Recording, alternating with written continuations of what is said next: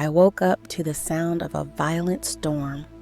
Lightning slashed across the Seattle sky, while heavy raindrops pounded against my apartment windows. My name is Emily Harper, and I am the chief surgeon at Seattle Central Hospital.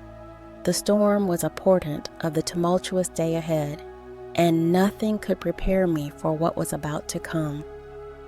I arrived at the hospital just before 7 in the morning, greeting the night shift team as I put on my lab coat. The hospital was already bustling, the sound of hurried footsteps and urgent voices echoing through the corridors. You never know what your shift will bring. There are quieter days and extremely chaotic ones. "Emily, good morning," said Sarah, one of the veteran nurses. "Looks like today's going to be one of those days." "Good morning, Sarah. Let's prepare for the worst and hope for the best," I replied with an encouraging smile. We had no idea that the worst was about to happen. I was in the middle of a delicate surgery when my smartwatch buzzed. I glanced at the screen. Multiple emergency incoming, serious traffic accident. A wave of adrenaline rushed through me. I took a deep breath and focused on the operation. Minutes later, still in the operating room, my assistant Kate rushed in, her eyes wide with concern. "Emily, we need to talk. It's about your son." My heart stopped for a moment. "What happened, Kate? Tell me." "We got a call from the school. He fainted and they're bringing him here," she said, trying to stay calm. My mind raced. My body went cold. "Kate, I need you to handle this. Provide all the assistance my son needs and ensure he's well cared for by the staff. I trust you. I need to finish this operation," I said, trying to control the tremor in my voice. As a doctor, I couldn't abandon a delicate surgery midway through, but as a mother, my heart was aching, and I tried not to think about my son, as impossible as that seemed. Every second dragged on as I completed the surgery. The image of my son, pale and unconscious, wouldn't leave my mind, but I had to stay focused. Another patient's life was in my hands, and I had full confidence in my colleagues on duty. I knew they would take care of my son with all the necessary attention. As soon as I finished the surgery, I rushed to find my son. However, chaos reigned as I passed through the emergency wing. Stretchers were arriving in a line, victims bloodied and unconscious, while doctors and nurses rushed back and forth. After finishing the surgery, I hurried to the pediatric ward. My heart raced as I approached the room where my son lay. The image of him unconscious continued to haunt me, but I needed to see him with my own eyes. Entering the room, I saw my son lying in bed, pale but awake. When he saw me, a faint smile spread across his face. Emotion overwhelmed me, and tears began streaming down my cheeks. "Mom, I'm okay," he said softly but reassuringly. "My love, you scared me so much," I replied, holding his hand firmly. "What happened? How are you feeling now?" "I just felt dizzy, and then everything went dark. But I'm okay now, Mom. I'm sorry for worrying you," he said, looking at me with sincerity in his eyes. "No need to apologize, sweetheart. The important thing is that you're okay now," I said, gently caressing his face. "I promise we'll take better care of you and make sure this doesn't happen again." "Mom, you were saving lives, weren't you?" "I know how important that is to you," he said, trying to comfort me despite his own frailty. "Yes, my love, I was," I replied, trying to hold back tears. "But you are the most important person to me. Nothing is more important than you." He squeezed my hand and smiled. "I know, Mom, and I'm so proud of you." Those words filled my heart with indescribable joy. I hugged him tightly, feeling his warmth and life against me. I love you so much, my son. You are my reason for living."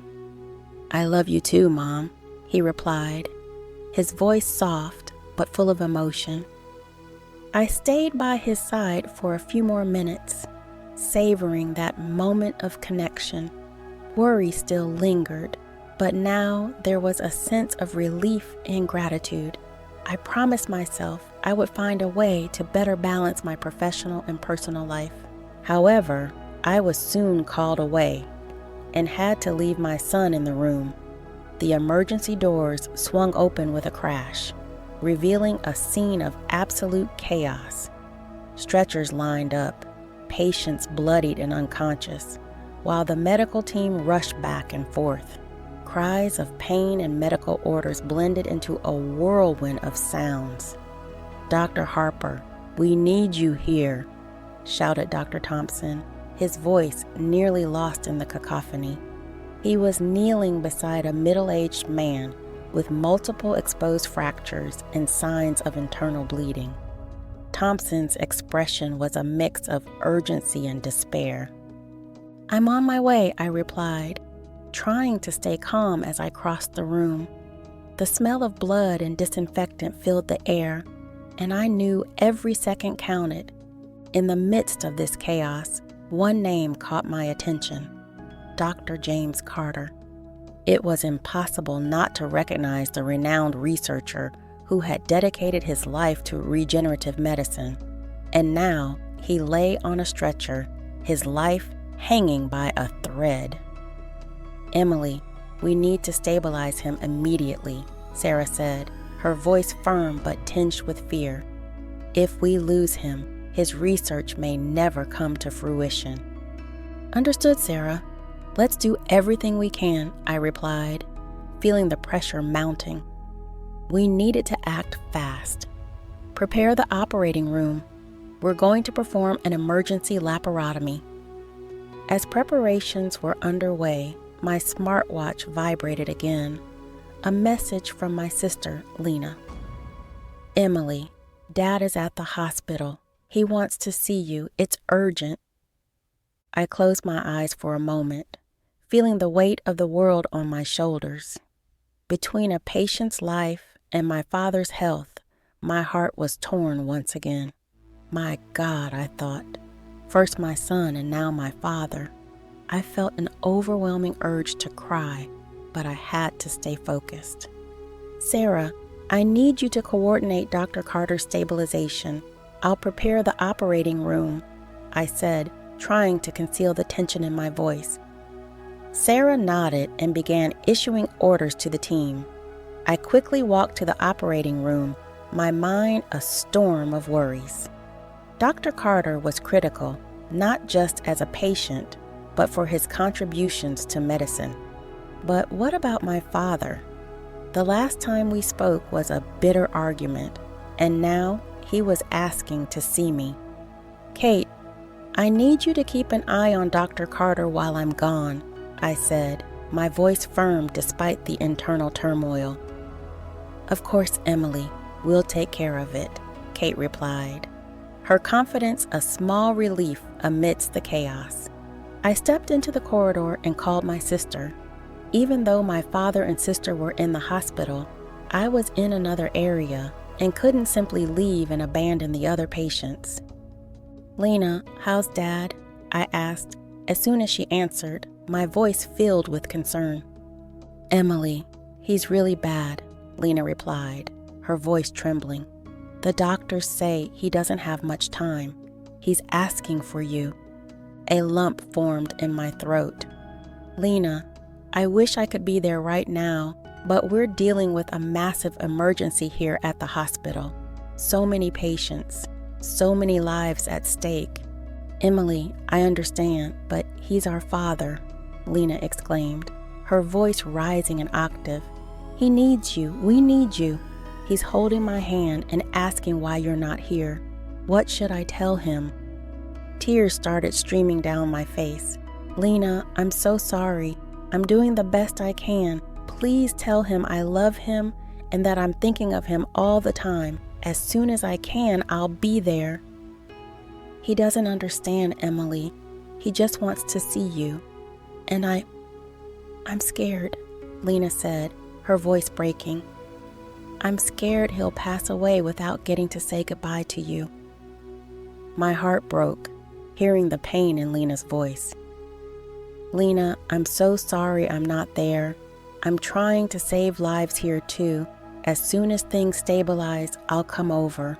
I promise. Emily, I just don't know what to do, Lena replied, sobbing.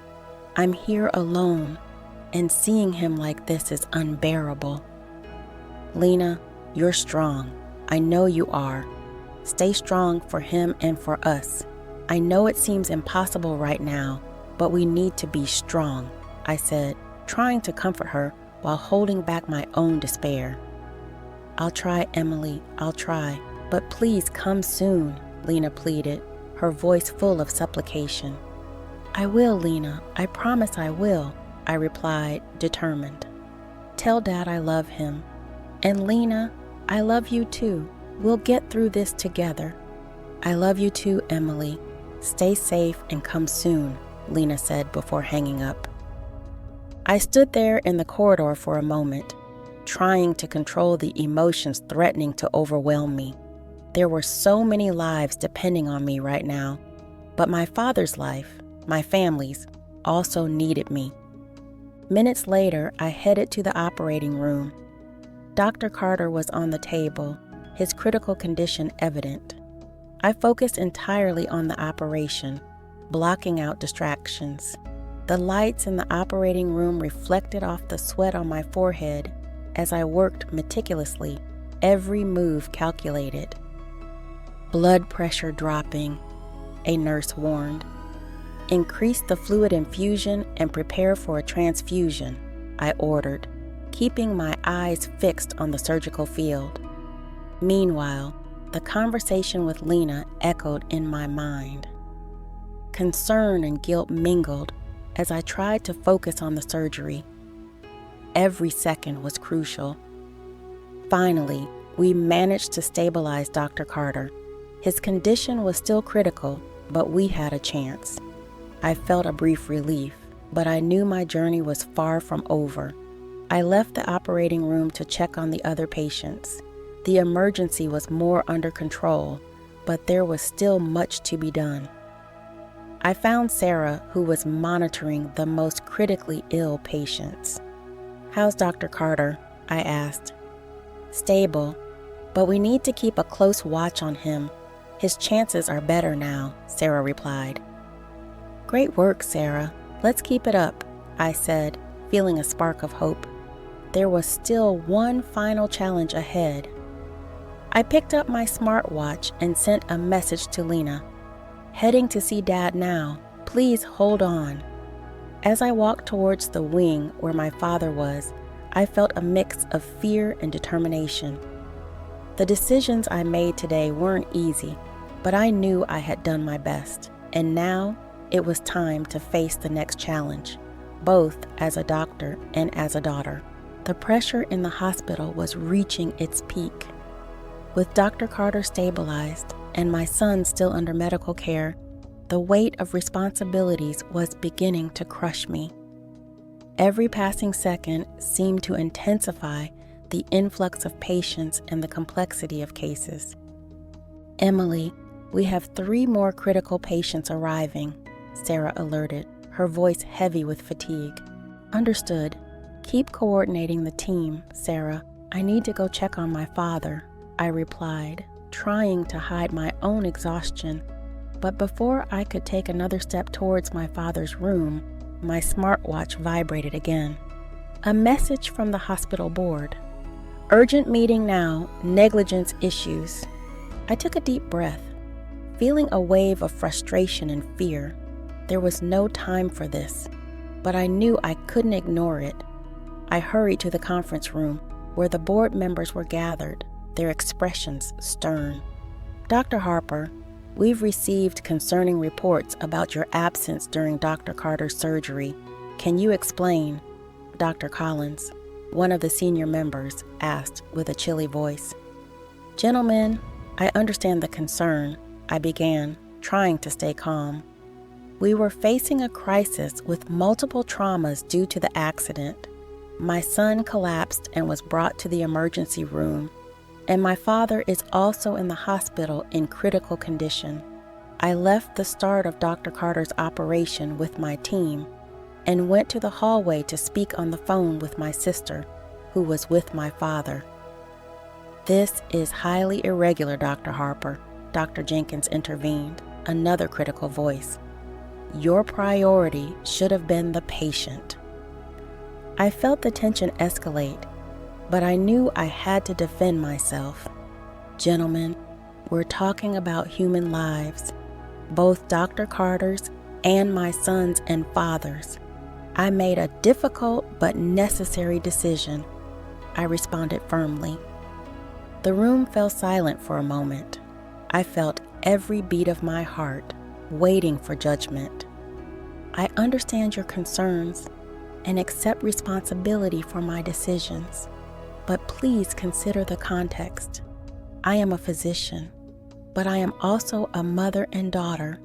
Each of these lives is important to me. I believe any of you in my place would have done the same."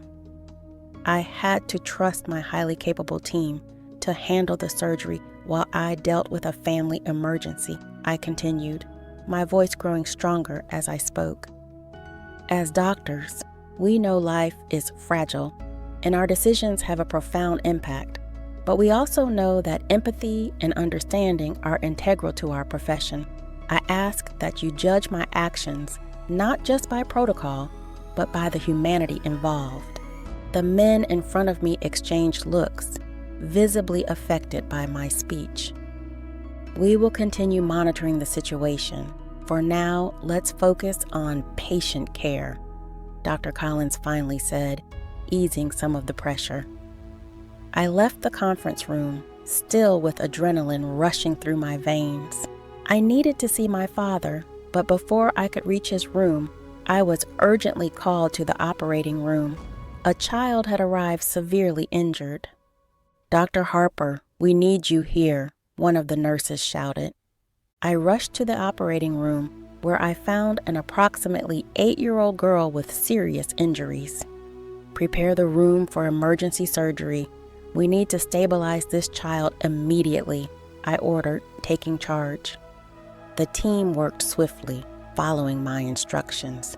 "We need to control internal bleeding and repair organ damage," I said, focused. I began the operation with precision, every move crucial. "Sarah, maintain stable blood pressure. Dr. Lee, prepare the forceps for suturing.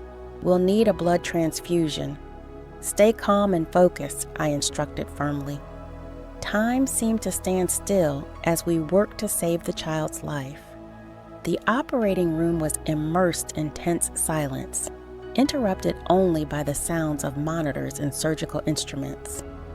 Finally, after hours of delicate surgery, we managed to stabilize the girl. The bleeding was contained, and the fractures were treated. "Good job, team. The child is out of danger," I said, feeling profound relief.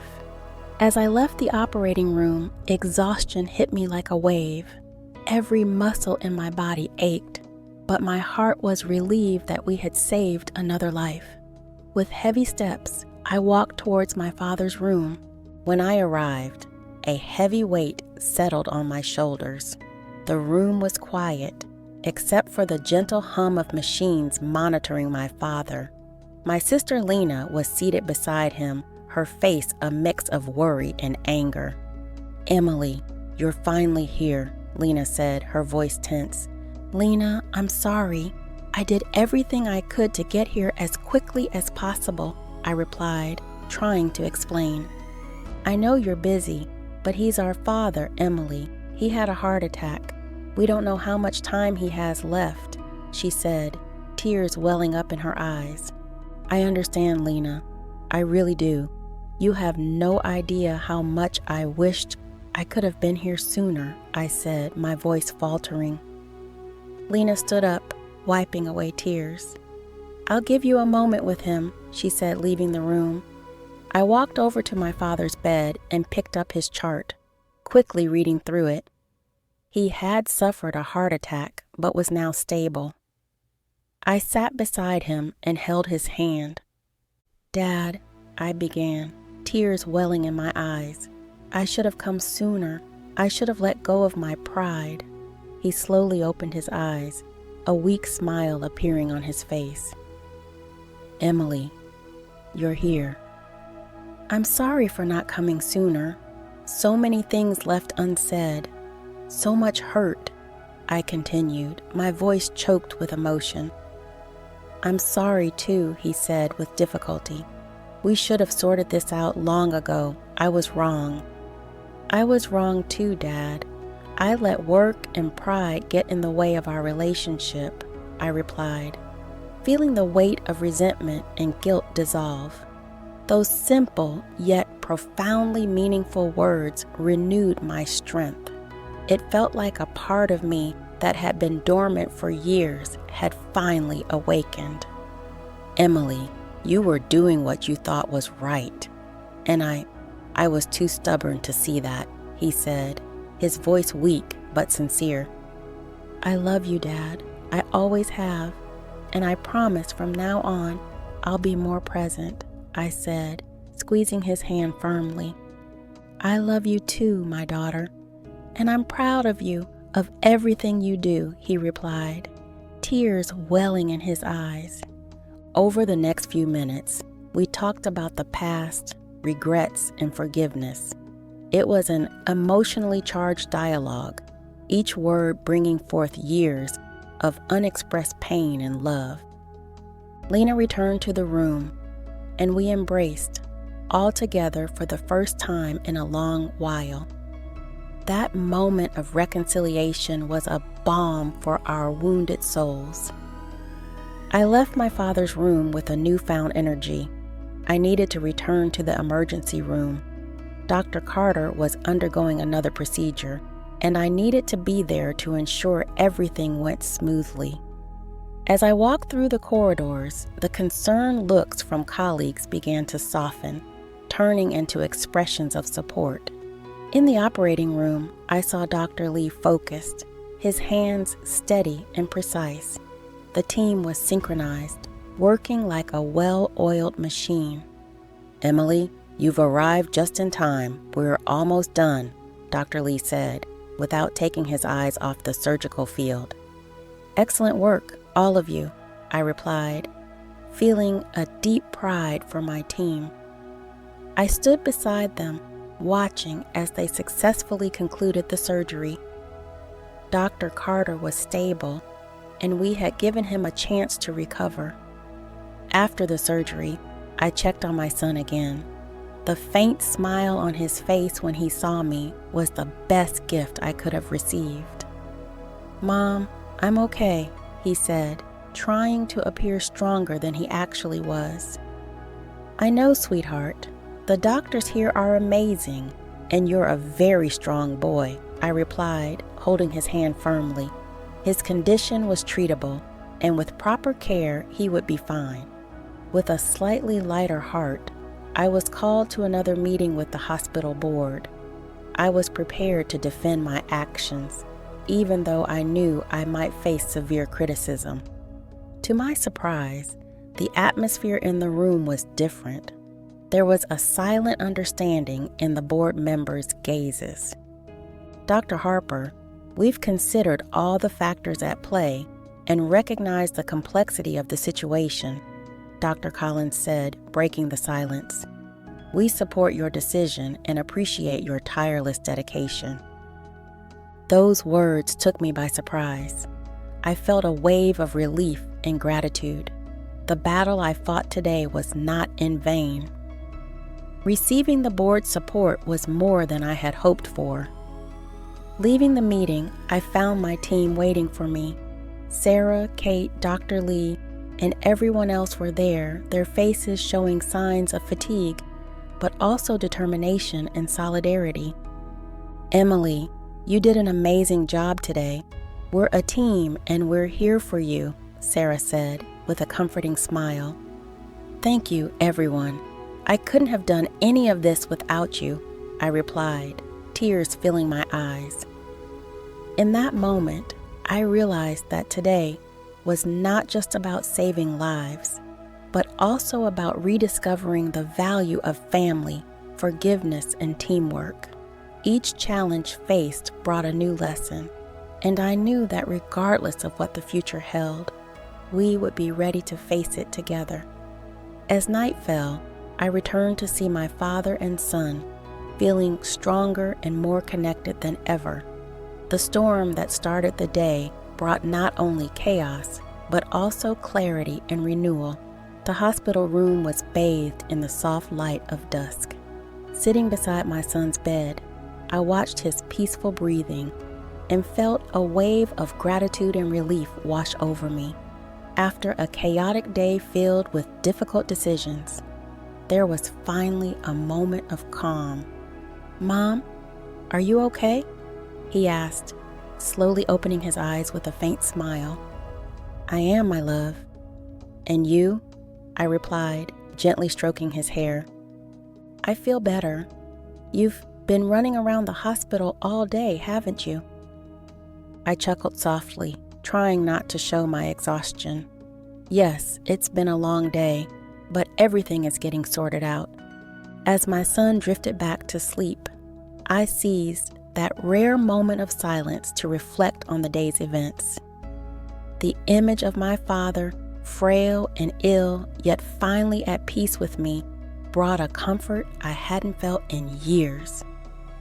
Our reunion and the words of forgiveness and love exchanged healed old wounds, bringing a new perspective to my life. Leaving the room, I encountered Sarah in the hallway. She gave me a tight hug, a rare gesture showing her silent support. "Emily, you were amazing today. We all saw how you handled everything," said Sarah, her eyes shining with admiration. "Thank you, Sarah. I couldn't have done it without all of you," I replied, feeling deep gratitude for my team. Walking through the hospital, I noticed the respectful gazes of my colleagues. I met Dr. Collins in the corridor, and he stopped to greet me. "Dr. Harper, your dedication and resilience today were inspiring. It's a privilege to work with you," he said, extending his hand. "Thank you, Dr. Collins." "It was a tough day, but seeing everyone pull together made all the difference," I replied, shaking his hand firmly. I felt that my bonds with my father and my sister Lena were stronger than ever. After so many years of distance and hurt, there was finally mutual understanding and a renewed willingness to be there for each other. "Emily, Dad is asking for you," Lena said, finding me in the hallway. I went to my father's room and found him sitting there with a look of peace I hadn't seen in a long time. "How are you, Dad?" I asked, sitting beside him. "Better, much better now that we've sorted out our differences," he replied, holding my hand. "I feel like we can finally begin to heal." "I feel that too," I replied, tears welling up in my eyes. "I'm so happy we're together again." Lena joined us, and we shared stories and laughter, strengthening the bonds we had let weaken over the years. Those moments of connection were a balm to our souls, renewing our strength as a family. As night fell, I returned to my son and sat beside him again, feeling a calm I hadn't experienced in a long time. I looked at him, my father, and Lena, and realized that despite all the challenges, we had found a new balance. "Mom, when are we going home?" my son asked, waking up again. "Soon, my love. We just need a few more days to make sure everything's okay," I replied, holding his hand. He smiled and closed his eyes, drifting back into peaceful sleep. In that moment, I realized that despite all the challenges and responsibilities, finding balance between my career and my family was possible. I felt stronger and more resolved, ready to face whatever the future held.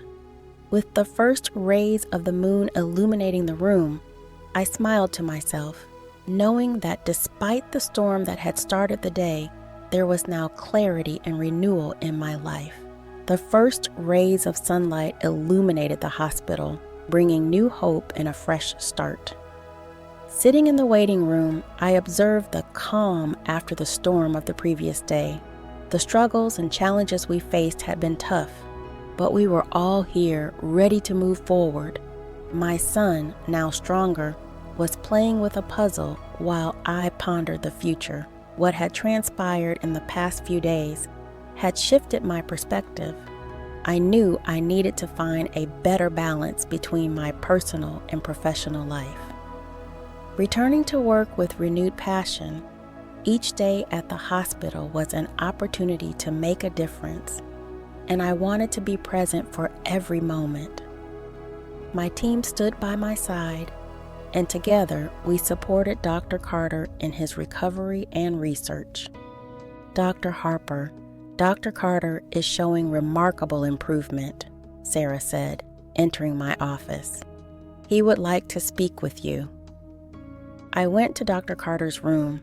He was sitting up in bed with a sparkle in his eyes that indicated renewed determination. Dr. Carter, it's wonderful to see you doing so well, I said, smiling. Emily, I don't know how to thank you and your team. You saved my life and my work, he replied, holding my hand. It was a team effort. We are all committed to your recovery and the importance of your research, I replied, feeling the connection and mutual respect strengthen. With Dr. Carter recovering, we used the treatments he had developed to help my mother. Seeing positive results in her condition brought immense relief and renewed my faith in medicine and the dedication of my team. Emily, the treatments are working. I feel so much better, my mother said, her voice filled with emotion. Mom, I'm so happy for you, I replied, embracing her tightly. We will overcome this together. As time passed, I continued to work with my team, feeling a stronger bond with everyone. Our determination and passion for our work united us, and we knew we could face any challenge together. One evening, I sat with my father and mother, reflecting on everything we had been through.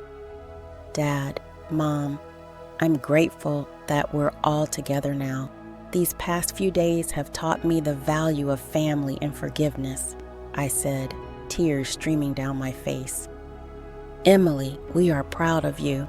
The way you handled everything was inspiring, my father replied, holding my hand. Yes, dear, you are our strength, my mother said with a loving smile. As I looked at my family and my team, I realized we were ready for whatever the future held. Each challenge we faced had strengthened us, and each victory had brought us closer together. Let's keep working together, supporting each other. We are a family, inside and outside the hospital, I said to my team, who nodded in unison. That night, as I walked down the corridor, I felt an inner peace I hadn't experienced in years. I knew that no matter what came our way, we were ready to face it together. The storm had passed, bringing with it clarity, renewal, and an unshakable strength. So, dear viewers, did you enjoy my story? If so, comment below and let me know if you'd like to hear more stories like this. Don't forget to subscribe to the channel and like the video. Your participation means a lot to us. Thank you for watching. And until next time.